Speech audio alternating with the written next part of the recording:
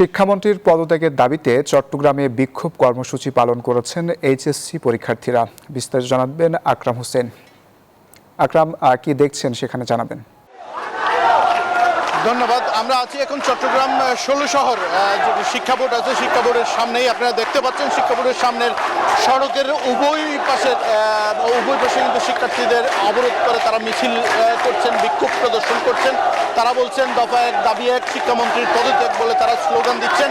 তাদের বলছেন তাদের দাবি মানা না হলে কোনোভাবেই তারা এই সড়ক থেকে সরবেন না। তারা দ্রুত যেন সরকার শিক্ষার্থীদের দাবি মেনে নেন সেই আহ্বান জানিয়েছেন। তারা বলছেন সারা দেশে যে বন্যা পরিস্থিতিতে সারা দেশের এইচএসসি পরীক্ষা স্থগিত করে সময় দিয়ে যাতে শিক্ষার্থীদের যে দাবি দাওয়াগুলো আছে সেগুলো মেনে নিয়ে যাতে সরকার এইচএসসি পরীক্ষার্থীদের যেই সমস্যাগুলো আছে সেই সমস্যাগুলো সমাধান করেন সেই প্রত্যাশা করছেন এবং একই সাথে শিক্ষামন্ত্রীর পদত্যাগ দাবি করছেন।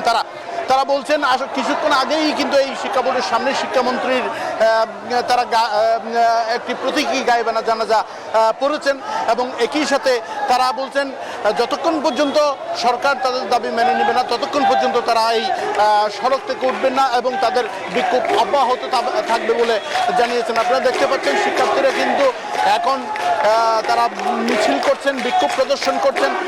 সড়কের দুই পাশে কিন্তু যান চলাচল বন্ধ রয়েছে। দীর্ঘ যান চলাচল বন্ধ থাকার কারণে দীর্ঘ জ্যামের মধ্যে সাধারণ যাত্রীরা কিন্তু আটকা পড়ছেন এবং সব বিষয় মিলে কিন্তু আমরা দেখতে পাচ্ছি আশপাশে আইন শৃঙ্খলা রক্ষাকারী বাহিনীর সদস্যরা আছেন। আইন শৃঙ্খলা রক্ষাকারী বাহিনীর সদস্যরা কিন্তু তাদের নীরবে তারা পরিবেশ পরিস্থিতি লক্ষ্য করছেন এবং একই সাথে শিক্ষার্থীরা আমাদেরকে যেটি বলেছেন দ্রুত সময়ে যাতে তাদের দাবি দাওয়াগুলো মেনে নেওয়া হয় এবং শিক্ষামন্ত্রী যাতে পদত্যাগ করে সেই বিষয়টা তারা বারবার দাবি করছেন। এখন পর্যন্ত চট্টগ্রামের ১৬ শহর থেকে আমার কাছে ছিল সর্বশেষ অবস্থা। আমরা এখন যাবো স্টুডিওতে। আকরাম, আপনাকে ধন্যবাদ।